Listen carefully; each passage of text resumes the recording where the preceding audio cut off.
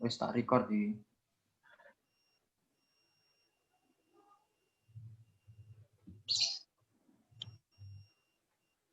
Wajahku ketok enggak?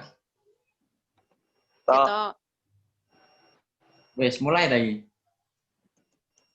Ayo. Bismillahirrahmanirrahim. Assalamualaikum warahmatullahi wabarakatuh. Perkenalkan dari kelompok 6 dari kelas D3 akuntansi 3A. Nah, di sini kami akan menjelaskan tentang audit aset tetap bangunan. Nah, di sini saya kelompok 6 anggotanya, yaitu yang pertama saya sendiri Pandu Ismoyo absen 21. Yang kedua ada Rois Solehudin absen 22. Yang ketiga ada Septia Intan Isnaini absen 23. Yang keempat ada Vandana Devta Viola absen 24. Dan yang terakhir ada Yunita Dwi Lestari absen 25. Nah, selanjutnya kami akan membahas tentang sedikit tentang apa itu yang dimaksud dengan aset tetap. Nah, yang pertama, aset tetap di sini kami mengambil dari dua sumber.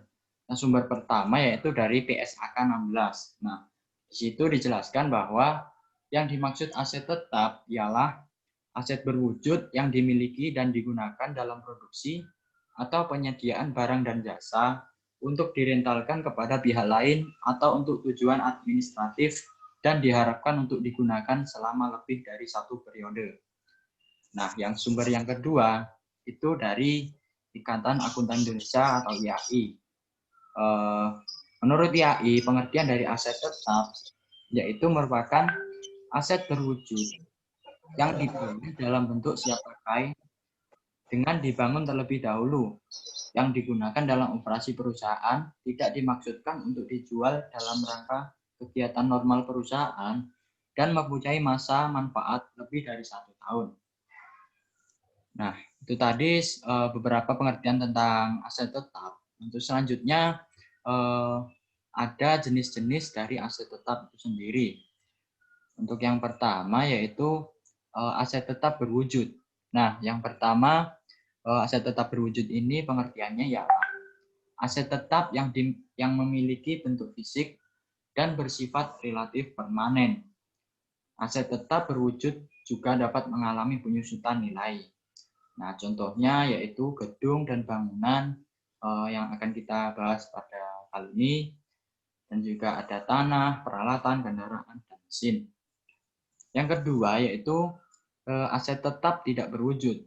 Biasanya berbentuk hak-hak usaha yang dimiliki perusahaan, antara lain lisensi, hak cipta, merek dagang, sistem keamanan, dan franchise. Untuk selanjutnya, ini ada beberapa karakteristik dari aset tetap. Nah, di sini kami juga mengambil dari dua tokoh yang mengemukakan tentang karakteristik dari aset tetap itu sendiri. Yang pertama yaitu Jerry J. Wegan tahun 2007 bahwa karakteristik aset tetap yaitu memiliki bentuk fisik, bentuk dan ukuran yang jelas, digunakan dalam kegiatan operasional, tidak untuk dijual ke konsumen.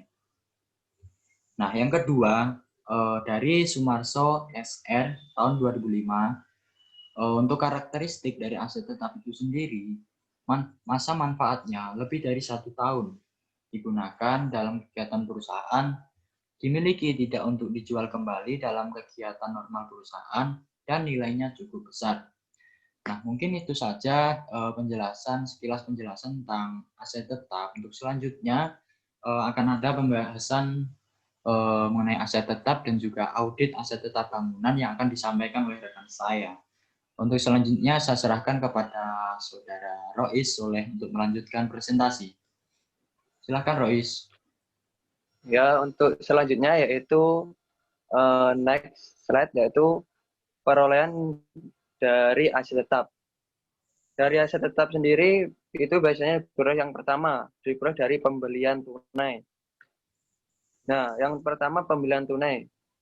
Dalam secara pembelian secara pembelian tunai yaitu dari harga beli bersih dikurangi dengan potongan tunai tambah angsuran.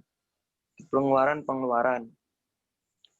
Dari pembelian tunai aset tetap yang diperoleh dari pembelian tunai dicatat dalam pembukuan dengan jumlah sebesar uang yang dikeluarkan, jumlah yang untuk memperoleh aktiva tetap, termasuk harga yang tercantum di faktur dan semua biaya yang dikeluarkan agar aktiva tetap tersebut siap dipakai. Sedangkan untuk yang kedua yaitu diperoleh dengan cara pembelian kredit. Pembelian kredit yaitu pembelian secara kredit dalam jangka panjang, umumnya melibatkan bunga kredit. Bunga dapat ditetapkan secara eksplisit dan implisit. Bunga eksplisit yaitu bunga yang ditetapkan secara jelas atau terus terang dalam pembelian kredit. Sedangkan bunga implisit yaitu adalah bunga yang belum ditetapkan atau tidak ditetapkan secara terus terang, sehingga harus mencari dulu berapa besar bunganya. Yang ketiga yaitu menggunakan surat berharga. Untuk surat berharga sendiri yaitu bisa biasanya menggunakan surat berharga sendiri biasanya menggunakan dari obligasi. Surat obligasi, saham, dan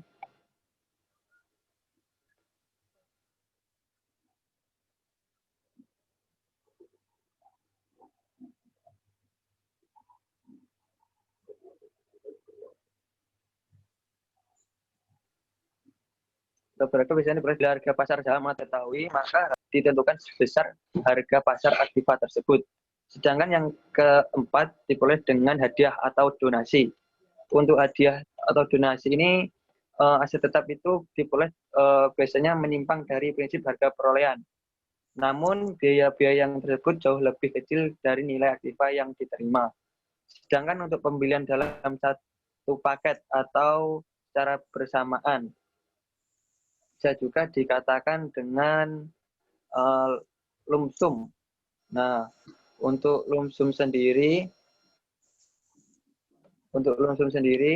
biasanya secara atau gabungan dalam satu paket, pembelian satu paket sebagai harga paket gabungan didasarkan pada harga perolehan masing-masing aktiva tetap yang ditentukan dengan harga pasar.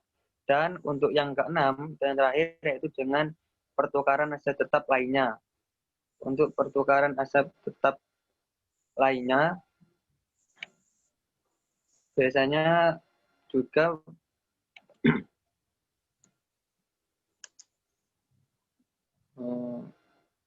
untuk aset tetap lainnya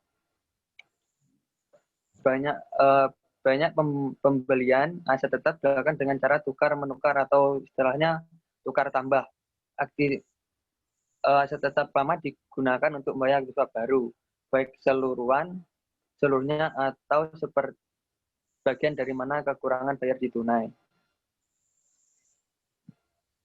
Untuk selanjutnya, untuk next slide yaitu faktor-faktor yang mempengaruhi biaya penyusutan. Di sini ada 3 faktor yang mempengaruhi biaya penyusutannya. Yang pertama, harga perolehan. Yaitu faktor pertama yang mempengaruhi biaya penyusutan yaitu harga perolehan. Ini merupakan faktor yang paling berpengaruh terhadap biaya penyusutan. Harga perolehan ini menjadi dasar perhitungan seberapa besar depresiasi yang harus dialokasikan per periode akuntansi. Dan yang kedua yaitu nilai residu. Nilai sisa yang sering juga disebut dengan nilai residu merupakan faktor kedua yang mempengaruhi dapat dikatakan juga sebagai taksiran nilai atau potensi arus kas masuk apabila aset tersebut dijual pada penarikan atau penghentian aktiva. Nah, yang ketiga yaitu umur ekonomis aktiva. Dan umur ekonomi aktiva sebagai besar aktiva memiliki 2 jenis umur ekonomi yaitu umur ekonomi fisik dan juga umur fungsional. Pertama, umur fisik yang biasanya dikaitkan dengan kondisi fisik atau aktiva. Suatu aktiva dikatakan memiliki umur fisik apabila fisik aktiva tersebut masih dalam kondisi baik. baik dalam fungsinya. Sedangkan untuk umur fungsional biasanya dikaitkan dengan kontribusi tersebut dalam penggunaannya. Suatu aktiva dikatakan masih memiliki fungsional apabila aktiva tersebut memberikan kontribusi bagi perusahaan. Mungkin dari harga perolehan dan faktor-faktor yang mempengaruhi biaya penjualan yang bisa saya jelaskan. Untuk selanjutnya dijelaskan oleh Saudara Intan. Dipersilahkan. Baik, untuk selanjutnya saya akan menjelaskan tentang metode penyusutan aset tetap. Yang pertama yaitu metode penyusutan garis lurus atau straight line method, yaitu suatu metode penyusutan aktiva tetap di mana beban penyusutan tetap per tahunnya sama hingga akhir umum ekonomis aktiva tetap tersebut.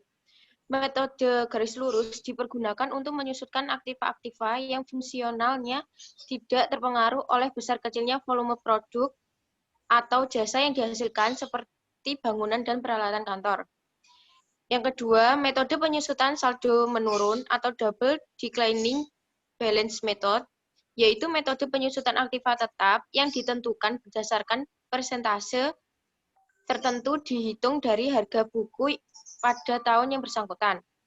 Persentase penyusutan besarnya 2 kali persentase atau tarif penyusutan metode garis lurus.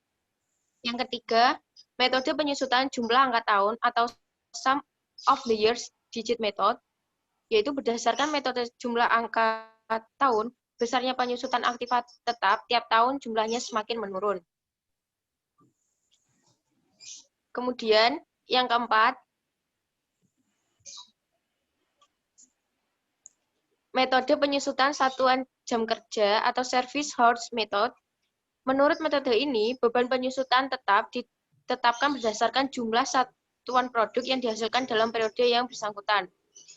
Yang kelima yaitu metode penyusutan satuan hasil produksi atau productive output method.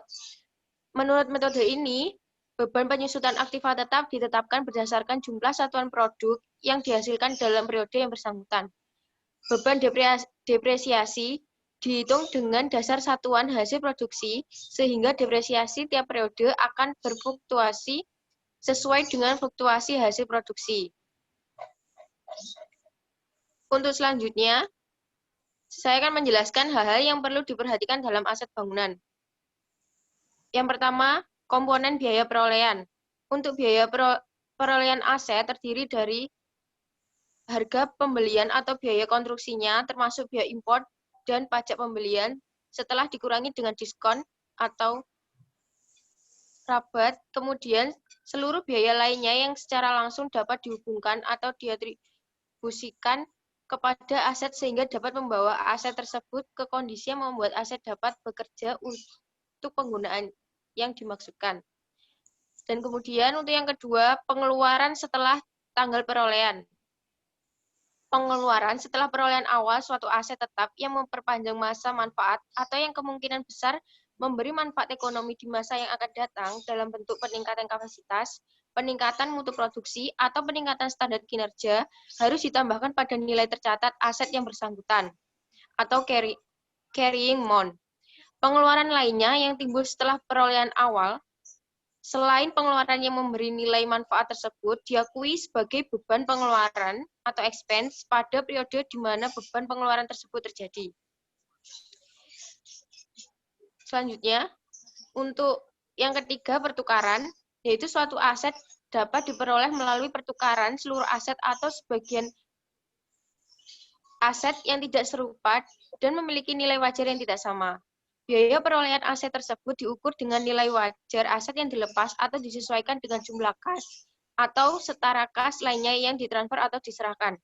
Yang keempat, ada penyusutan. Penyusutan adalah alokasi yang sistematis atau nilai suatu aset tetap yang dapat disusutkan selama masa manfaat aset yang bersangkutan.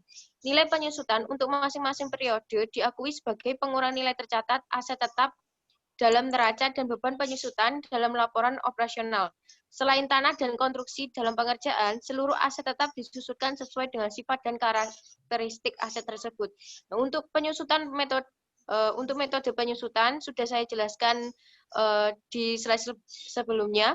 Kemudian untuk yang kelima ada penghentian dan pelepasan, yaitu suatu aset tetap dieliminasi dari neraca ketika dilepaskan atau bila aset tetap secara permanen dihentikan penggunaannya dan tidak ada manfaat ekonomi masa yang akan datang. Aset tetap yang secara permanen dihentikan atau dilepas harus dieliminasi dari neraca dan diungkapkan dalam catatan atas laporan keuangan. Aset tetap yang dihentikan dari penggunaan akan pemerintah tidak memenuhi definisi aset tetap dan harus dipindahkan ke pos aset lainnya sesuai dengan nilai tercatatnya. Kemudian, untuk yang keenam yaitu penilaian kembali. Penilaian kembali atau revaluasi aset tetap pada umumnya tidak diperkenankan karena standar akuntansi pemerintahan menganut prinsip penilaian aset berdasarkan biaya perolehan atau pertukaran. Penyimpangan dari ketentuan ini mungkin dilakukan berdasarkan ketentuan pemerintah yang berlaku secara nasional. Dan untuk yang terakhir yaitu penyusunan neraca awal. Untuk keperluan penyusunan neraca awal suatu entitas, biaya perolehan aset tetap yang digunakan adalah nilai wajar pada saat neraca awal tersebut. Untuk periode selanjutnya, setelah tanggal penyajian neraca awal atas perolehan aset tetap baru, suatu entitas menggunakan biaya perolehan atau nilai wajar bila biaya perolehan tidak ada. Sekian dari presentasi saya. Untuk selanjutnya akan dipresentasikan oleh Saudari Pandana.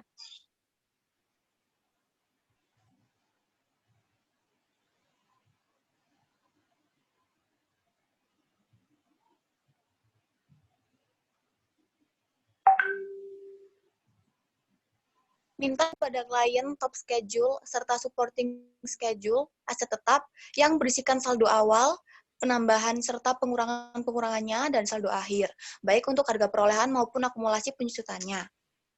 Yang ketiga, periksa footing dan cross footingnya serta cocokkan totalnya dengan general ledger atau subledger serta saldo awal dengan working paper tahun lalu. Yang keempat, periksa apakah setiap penambahan dan pengurangan dari aset tetap dilengkapi dengan supporting dokumen, termasuk otorisasinya. Yang kelima, periksa fisik dari aset tetap. Kemudian yang keenam, periksa bukti kepemilikan aset tetap. Yang ketujuh, periksa apakah capitalization policy sudah benar dan depreciation policy dijalankan secara konsisten dengan tahun sebelumnya. Yang kedelapan, analisis perkiraan repair dan maintenance, sehingga dapat diketahui apakah ada pengeluaran yang seharusnya masuk capital expenditure dicatat sebagai revenue expenditure. Yang kesembilan, periksa apakah aset tetap sudah diasuransikan dengan nilai pertanggungjawaban yang cukup. Yang kesepuluh, periksa notulen rapat, perjanjian kredit, konfirmasi bank, untuk mengetahui apakah ada aset tetap yang dijadikan sebagai jaminan.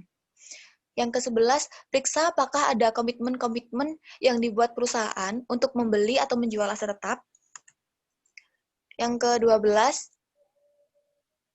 jika ada construction in process, periksa ketepatan nilai pertambahan yang ditransfer ke aset tetap.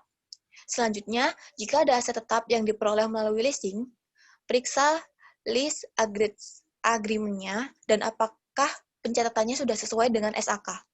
Dan yang terakhir yaitu, periksa apakah penyajiannya sudah sesuai dengan prinsip akuntansi yang berlaku umum. Selanjutnya saya akan menjelaskan tentang bukti audit dan pengujian aset tetap. Yang pertama, kita harus mengetahui informasi khusus tentang aset tetap yang dapat kita cari informasinya, kita dapatkan dari perusahaan tersebut. Biasanya informasi khusus itu berkaitan dengan jumlah aset perusahaan, saldo aset tetap perusahaan, informasi tambahan terkait aset tetap lainnya. Kemudian dari informasi khusus tersebut, kita mulai identifikasi dan maka akan ketemu temuan audit. Nah, dari temuan audit di sini kita akan mengetahui kondisi aset yang sebenarnya itu bagaimana, kualitas fisik asetnya bagaimana, dan penyebab perbedaan audit serta kesimpulannya.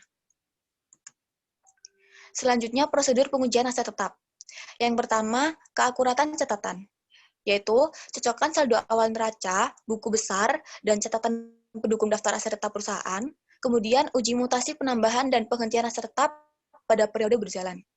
Yang kedua, tentang keberadaan, yaitu lakukan inspeksi aset tetap, dan periksa kondisi fisik aset tetap. Yang ketiga, hak dan keberadaan. Minta bukti kepemilikan dan dokumen pendukung lainnya. Jika perlu, konfirmasikan juga kepada pihak ketiga. Yang keempat, kelengkapan. Telusuri beberapa dokumen pendukung transaksi perolehan untuk aset tetap. Kemudian ada penilaian dan alokasi, yaitu lakukan pengujian perhitungan penyusutan dan akumulasi aset tetap, serta periksa juga alokasi beban penyusutan pada beban administrasi dan umum, serta beban pemasarannya. Yang keenam ada penyajian dan pengungkapan. Bandingkan penyajian dan pengungkapan dengan SAK, pertimbangan juga materialitas jumlah dan kebijakan akuntansinya, serta periksa penyajian dan pengungkapan untuk aset yang telah habis umur ekonomisnya. Kemudian untuk selanjutnya akan dibahas oleh rekan saya yaitu Yunita.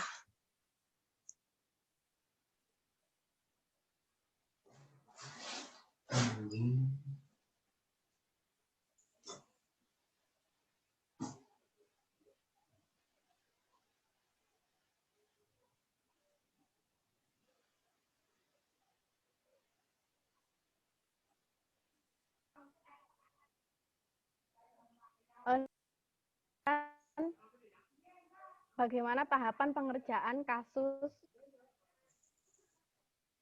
aset tetap? Di sini kita menggunakan contoh pada soal sebelumnya, yaitu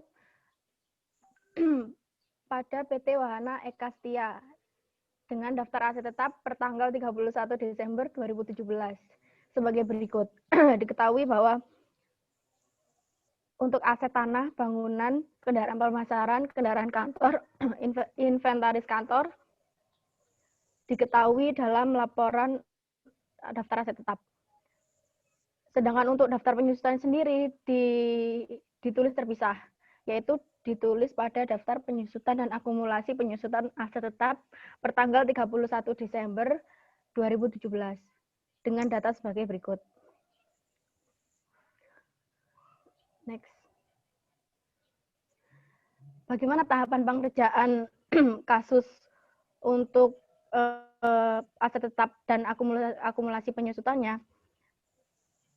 Seperti yang sudah dijelaskan oleh teman kami, yaitu Vandana, pertama kita harus melakukan pengujian substansif terlebih dahulu. Kemudian setelah kita melakukan pengujian substansif, kita membuat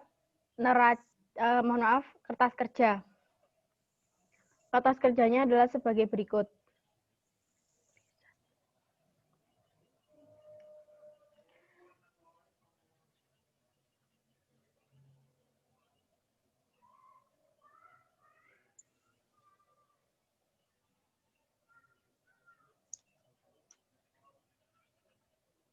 Untuk tahapan pengerjaannya kita terlebih dahulu menuliskan berapa harga perolehan aset tetap tersebut.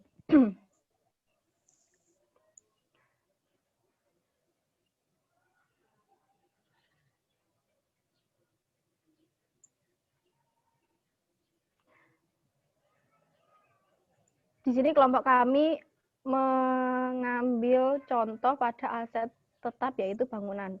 Nah, langkah pengerjaannya yaitu kita awali dengan saldo awal, yaitu jumlah akhir tahun pada tahun 2016. Nah, kemudian ditambah perolehan. Setelah saldo awal ditambah dengan perolehan, jikalau ada penghentian, dikurangi dengan penghentian jikalau ada. Nah, maka akan ditemukan previous sebelumnya. Nah, maka jumlah saldo awal tertera sebesar 353.950.000. Itu untuk saldo awal. Berasal dari saldo awal pada tahun 2016. Berhubung di contoh soal tersebut tidak ada penghentian, juga tidak ada penambahan bangunan, maka tidak perlu dilakukan penjumlahan karena tidak ada faktor penambah maupun faktor pengurang. Jadi saldo akhirnya tetap sebesar sekian, yaitu 353.950.000. Nah, kemudian kita menghitung akumulasi penyusutan. Nah, kerangka pengerjaannya untuk akumulasi penyusutan, yaitu kita awali sama seperti kerangka pengerjaan untuk harga perolehan, yaitu diawali dengan saldo awal. Saldo awal berasal dari jumlah akhir pada tahun 2016. Kemudian ditambahkan dengan penyusutan tahun 2017 sebesar 18 juta rupiah. Kemudian setelah ada penyusutan tahun 2012, kita harus mengakumulasi antara saldo awal dengan penyusutan tahun 2017. Ketemu saldo akhirnya sekian, 183.871.250. Nah, pada daftar penyusutan di halaman, di bagian laporan keuangan, itu kan pada sumber sebelumnya, itu nanti terlihat jumlah beban penyusutannya itu 18 juta. Nah,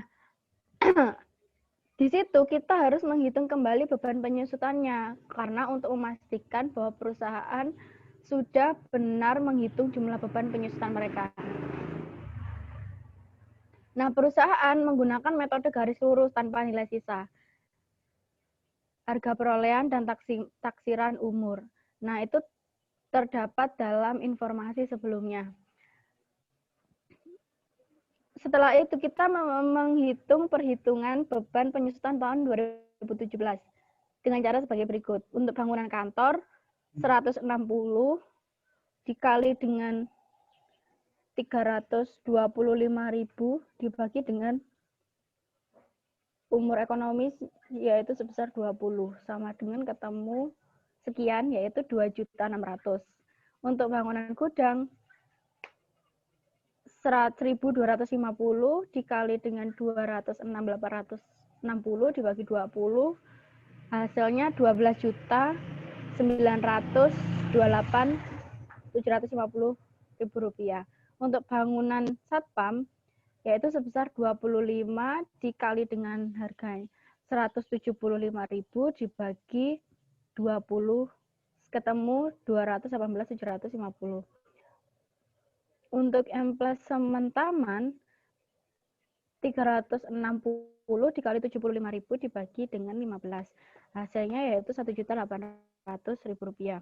Dan untuk tempat parkir yaitu 80 dikali 150.000 dibagi 15. Hasilnya ketemu 800.000. Nah, untuk total penyusutannya sendiri yaitu sebesar 18.347.500 rupiah.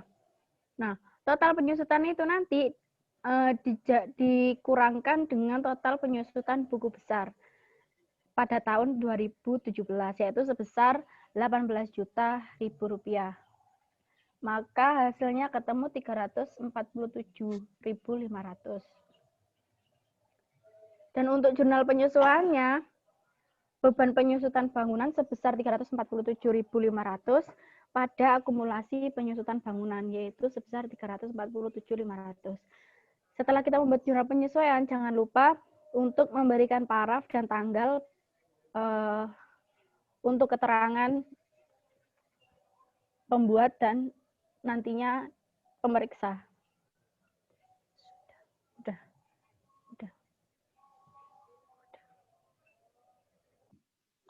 Terima kasih. Berikut tadi penjelasan dari kelompok kami tentang audit aset tetap bangunan. Terima kasih atas perhatiannya. Apabila ada kesalahan, kami mohon maaf yang sebesar-besarnya. Wassalamualaikum warahmatullahi wabarakatuh.